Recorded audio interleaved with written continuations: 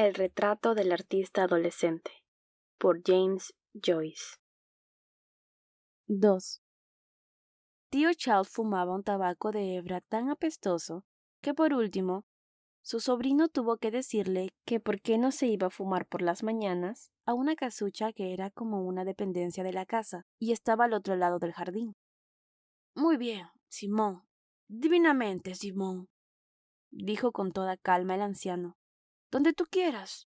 Me vendrá al pelo. Será más saludable. Que me maten, dijo con franqueza Mr. Dédalus. Si llego a comprender cómo puede usted fumar ese tabacazo que fuma. Por Dios, si es como pólvora de cañón. Es muy agradable, replicó el viejo, muy refrescante y emoliente.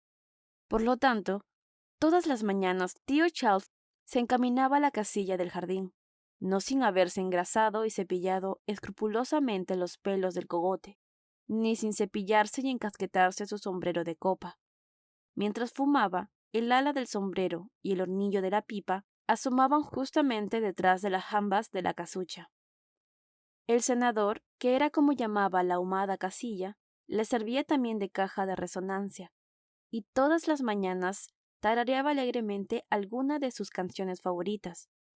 Ojos azules, cabellos de oro, en los sotillos de Blarney, o Téjeme una encaramada, mientras las vedijas grises y azuladas del humo ascendían lentamente de la pipa y se desvanecían en el aire diáfano. Durante la primera parte de aquel verano en Black Rock, tío Charles fue el inseparable compañero de Stephen. Tío Charles era un viejo sano como una manzana, de piel bien curtida, maneras bruscas y patillas blancas. Los días de trabajo servía de recadero entre la casa situada en la avenida de Caisford y las tiendas de la calle principal del centro, donde la familia se surtía. A Stephen le gustaba mucho ir con él a estos recados, porque tío Charles le aprovisionaba liberalmente a puñados de toda suerte de géneros expuestos en cajones abiertos o en barriles, a la parte de fuera del mostrador. Cogía, por ejemplo, un puñado de uvas entremezcladas con serrín, o 3 o 4 manzanas, y las ponía magnánimamente en manos de su sobrino, mientras el tendero sonreía con sonrisa forzada. Y como Stephen fingía hacerse rogar para tomarlas, fruncía el entrecejo y le decía: Tómelas usted, señorito. ¿Me ha oído usted, señorito? Son muy buenas para llevar bien las tripas. Cuando la lista de encargos quedaba bien apuntada, se iban los dos al parque, donde un antiguo amigo del padre de Stephen, Mike Flynn, estaba sentado en un banco esperándolos. Entonces comenzaba la carrera de Stephen alrededor del parque. Mike Flynn se situaba, reloj en mano, a la puerta de la entrada, cerca de la estación del ferrocarril, mientras Stephen daba la vuelta, guardando el estilo favorito de Mike Flynn, la cabeza alta, las rodillas levantadas y las manos completamente colgantes a los lados. Cuando el ejercicio matinal concluía, hacía el entrenador comentarios que algunas veces ilustraba arrastrando cosa de unos metros sus pies calzados de unos viejos zapatos de lona azul. Un reducido círculo de niños asombrados y de niñeras se reunían para observarle, y aún seguían haciéndolo cuando él y tío Charles se habían ya sentado otra vez, y estaban hablando de atletismo o de política. Aunque había oído decir a su padre que algunos de los mejores corredores de los tiempos modernos habían pasado por las manos de Mike Flynn, Stephen observaba a menudo la cara lacia y cubierta de pelo corto de su entrenador. Cuando se inclinaba sobre los dedos largos y manchados por liar un pitillo, y miraba con piedad los ojos dulces, azules y sin brillo, que dejaban de pronto su tarea para contemplar vagamente la azul distancia, mientras los dedos largos y manchados se detenían en su labor, y algunos granos y hebras de tabaco volvían a caer en la petaca. Al regresar a casa, tío Charles solía hacer una visita a la capilla, y como Stephen no alcanzaba la pililla del agua bendita, el anciano introducía su mano en ella y rociaba vivamente el traje de Stephen y el piso del pórtico. Para rezar se arrodillaba sobre su pañuelo rojo y leía en voz alta en un libro de oraciones manchado por la huella del pulgar y en el que cada página tenía un registro impreso al pie. Steven se arrodillaba a su lado, respetando su piedad, aunque no la compartiera. Pensaba a menudo qué era lo que su tío podía estar rezando con tanta seriedad. Quizá rezaba por las almas del purgatorio, o para alcanzar la gracia de una buena muerte, o tal vez para que Dios le devolviera una parte de aquella gran fortuna que había disipado en Cork. Los domingos, Steven, su padre y su tío daban su paseo semanal. El anciano era un gran andarín a pesar de los callos, y frecuentemente llegaban a hacer 10 o 12 millas de camino. La aldea de Stillorgan era el punto en el que se dividían los caminos. Unas veces tomaban a la izquierda, hacia las montañas de Dublín, y otros por el camino de Ghost Town, y de aquí a Dundrum, volviendo por Sandyford. Camino adelante, o haciendo alto en algún tabernucho al paso, las dos personas mayores hablaban constantemente de los asuntos que más de cerca les tocaban, la política irlandesa, de Munster, o de las leyendas de su propia familia, a todo lo cual prestaba Stephen oído atento.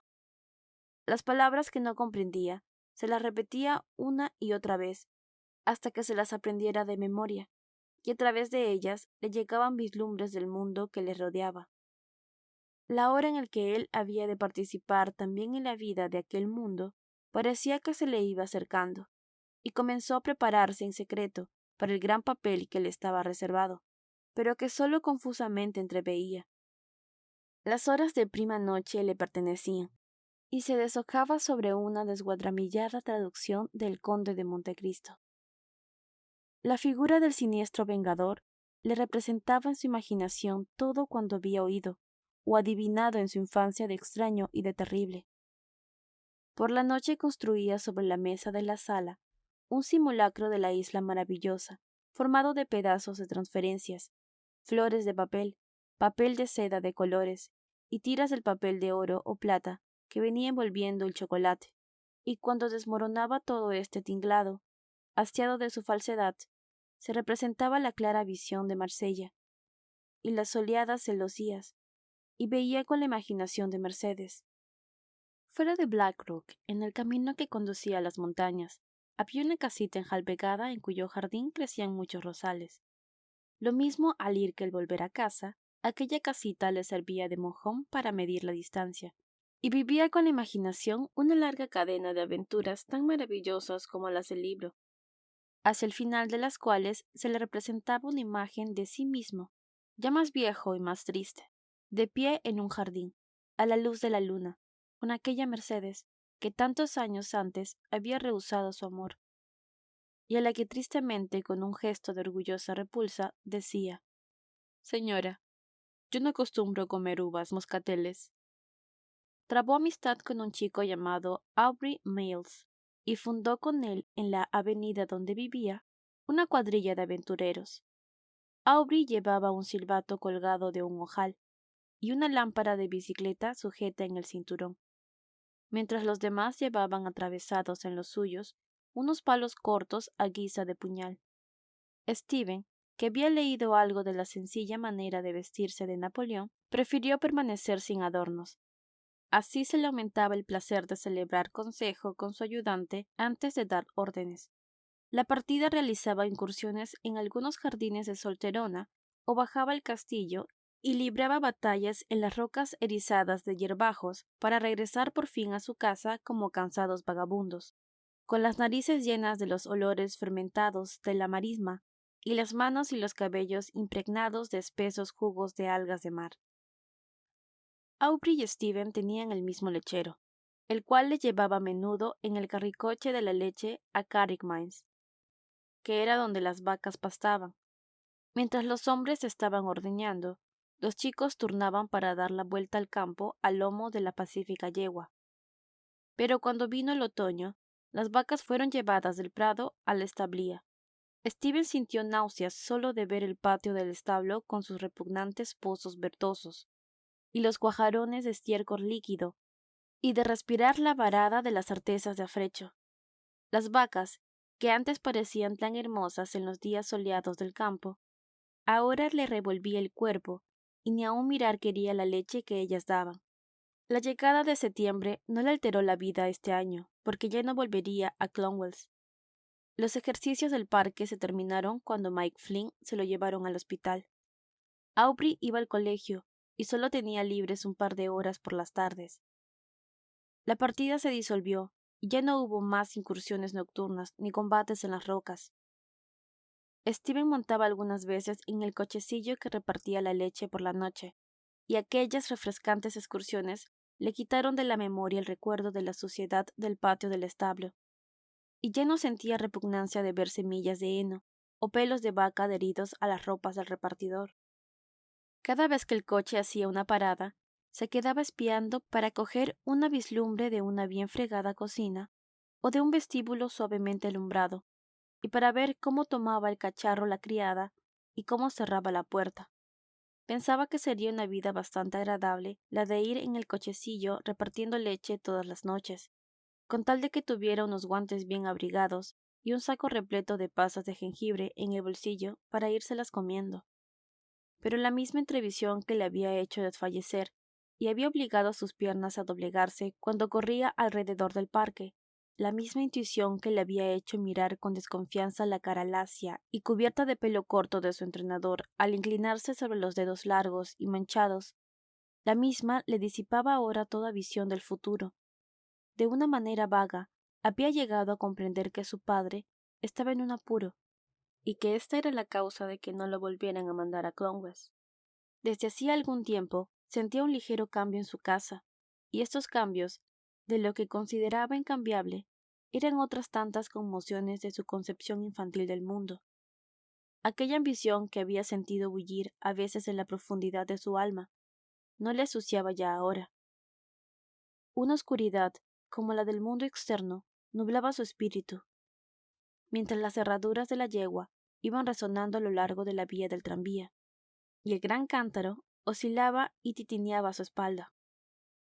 Volvió otra vez a pensar en Mercedes, y mientras cavilaba pensando en ella, una extraña inquietud se le deslizaba dentro del alma. A veces se apoderaba de él una fiebre que le llevaba a vagar de noche, solo, por la tranquila avenida. La paz de los jardines y las luces acogedoras de las ventanas derramaban una sedante caricia en su corazón agitado. El ruido de los niños al jugar le incomodaba, y sus locas voces le hacían sentir aún más claramente que lo que había sentido en Clonwells, que él era diferente de los otros. Él no quería jugar. Lo que él necesitaba era encontrar en el mundo real la imagen irreal que su alma contemplaba constantemente. No sabía dónde encontrarla ni cómo, pero una voz interior le decía que aquella imagen le había de salir al encuentro sin ningún acto positivo por parte suya. Habría de encontrarse tranquilamente, como si ya se conociesen de antemano, como si se hubieran dado cita en una de aquellas puertas de los jardines, o en algún otro sitio más secreto. Estarían solos, rodeados por el silencio y la oscuridad, y en el momento de la suprema ternura, se sentiría transfigurado, se desharía en algo impalpable bajo los ojos de ella, y se transfiguraría instantáneamente. La debilidad, la timidez, la inexperiencia caerían en él, y en aquel momento mágico,